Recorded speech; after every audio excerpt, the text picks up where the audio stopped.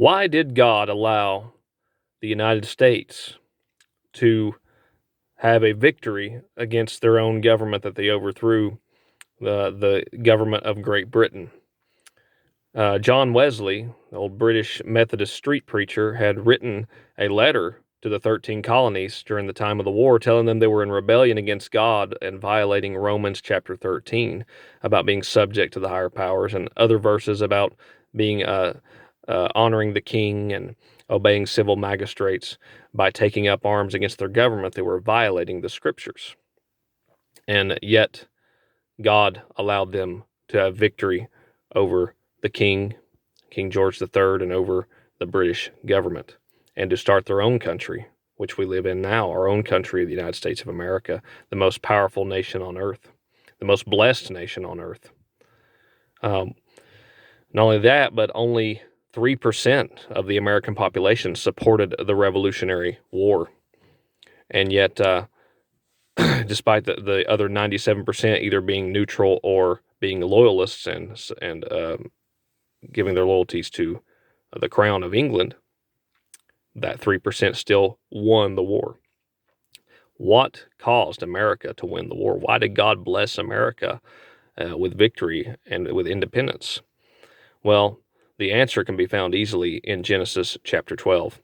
God told Abraham, "I will bless them that bless thee, and I will curse them that curse thee."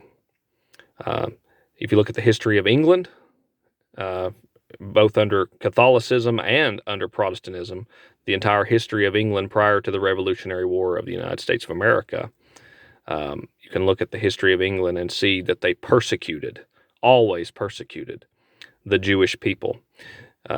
Throughout all of Europe, the Jews were hated and despised and persecuted, and they were forced against their will to convert to Roman Catholicism or else lose their lives. You can see that in the Spanish Inquisitions in Spain especially, but back to the topic of England, it happened in England as well, just not as severely as in Spain. It happened under Protestants in England as well. Protestants persecuted Jewish people, and God said he will curse those that curse Abraham. And so God cursed England for them persecuting Abraham's children, the Jewish people, just like he cursed Egypt in the time of the Bible, just like he's cursed many nations every time they'd go against Israel, every time they'd go against the Jewish people. And because of England's anti-Jewish policies and their mistreatment of Israel, their mistreatment of the scattered Israelites, God blessed America with victory over England in the war. And America became a land of religious tolerance that allowed Jewish people to migrate here and have freedom to practice Judaism, or to become Christians, or to become another religion, or to be no religion at all as they pleased. Because of in 1791, a little bit over a decade after 15 years after 1776, but about a decade after the war, the Constitution was ratified. The Articles of Confederation were done away with and ratified into a new Constitution, the Bill of Rights and Constitution, in 1791.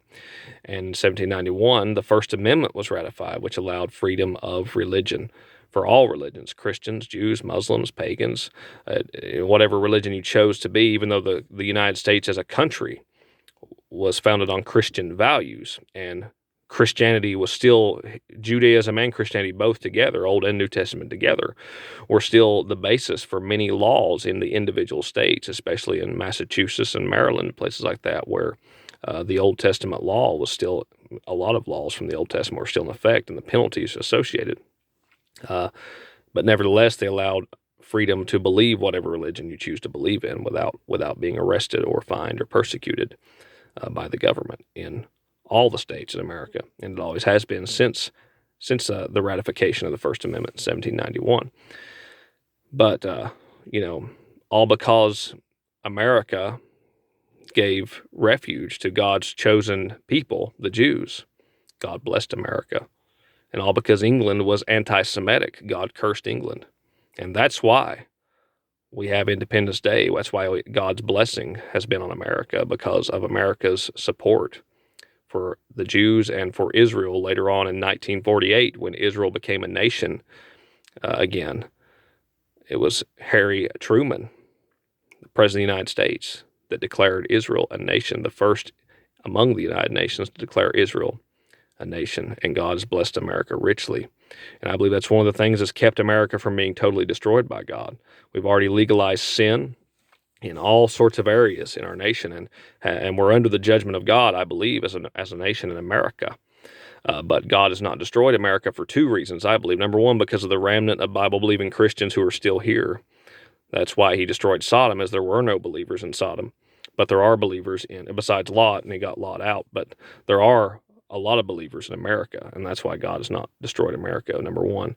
But number two, America has remained friends and allies with the nation of Israel. And his promise in Genesis 12 still remains in all dispensations, folks. In all dispensations, God is a Zionist.